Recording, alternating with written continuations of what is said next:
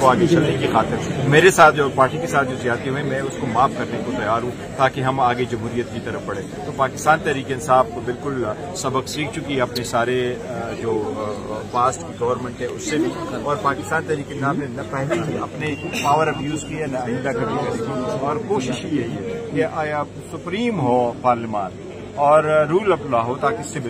آج کی قومی کانفرنس کا جو نتیجہ ہے وہ کیا دیکھ رہے ہیں؟ انشاءاللہ تعالیٰ سارے لوگ اکٹھے ہوں گے, سارے پولیٹیکل پارٹیز اکٹھی ہوگی, اور مجھے ذریعہ خوشی ہے کہ ایون سارے جتنے بھی جرنلسٹ آئے ہیں آج سارے جرنلسٹ نے بھی اس بات کا اظہار کیا کہ یہ اظہار رائے کی بڑی پابندی ہے, یہ نہیں ہونے چاہیے. جمہوریت کے لیے لازم ہے کہ آپ رول آف لا کو اپہولڈ کریں. This is what we seek, this is what we want. آج کی قومی کانفرنس میں کچھ ایسا لاہمن ہے کہ تمام اپوزیشن مل کے آئندہ سے الائنس بنا کے آگے بڑھے, وہ اس کا انشاءاللہ تعالیٰ کل اعلان ہوگا. کل ساری جو ہمارا سیشن ہوگا مارننگ میں پالیٹیشین اسپیچ کریں گے, اور انشاءاللہ تعالیٰ 5 o'clock پریس کانفرنس ہوگی انشاءاللہ تعالیٰ. بڑے مطالبات کیا ہیں اس الائنس کے, یہ جو قومی کانفرنس ہو رہی ہے؟ نہیں, اس کے صرف ایک ہی ایجنڈا وہ یہ ہے کہ جی رول آف لا ہو اور آئین کی سپریمیسی ہو. دیکھو آئین اگر کورٹ کو اور جو جتنے 3 ارگنز ہیں اسٹیٹ کے, اگر وہ ایک دوسرے پہ چیک اینڈ بیلنس کے بجائے ایک دوسرے کو زیر کرنے کی کوشش کرے, ایک دوسرے کو ڈومینیٹ کرنے کی کوشش کرے تو جمہوریت کو نقصان ہوگا.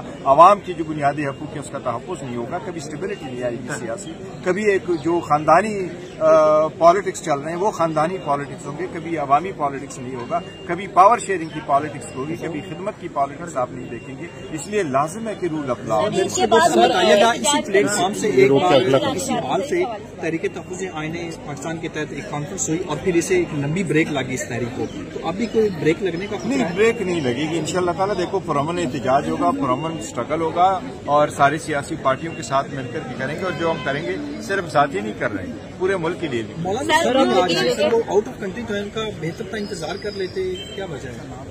نہیں, وہ تو پہلے سے یہ طے تھا, اس کا پروگرام آلریڈی سے طے تھا, لیکن اس کی پارٹی کی کوئی لوگ انشاءاللہ تعالیٰ کل آئیں گے, خطاب ضرور ہو. سر اپنے پچھلے سال قاضی فائزہ صاحب سے امید وابستہ کی تھی. ہمارے سے بھی سوال ہے, ملک کی تحریک چلانے کی تیاری کی جا رہی کے بعد کیا کریں گے؟ دیکھیے اعلی احمد یہی ہے کہ ساری پولیٹیکل پارٹی کو ساتھ میں لائیں گے, اور ہم نے 1-2 پوائنٹ ایجنڈا رکھا ہوا, اور وہ صرف یہ ہے کہ رول آف لا ہو اور آئین کی سپریمیسی ہو, عدلیہ کی آزادی ہو, 26 ترمیم جو ہے یہ رول بیک ہو, اور حقیقت میں جمہوریت ہو. سر آپ نے پچھلے سال قاضی فائزہ سے امیدیں لگائی تھی, حکومت سے استعفا مانگیں دوبارہ سے؟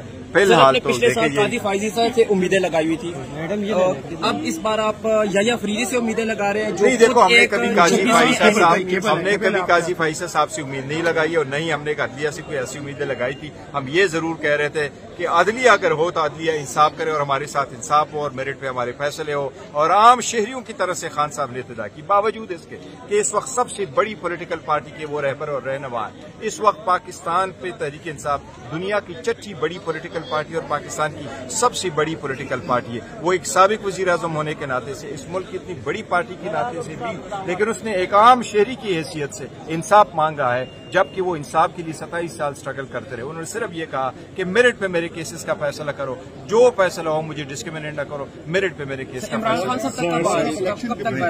انشاءاللہ جلد آئیں گے.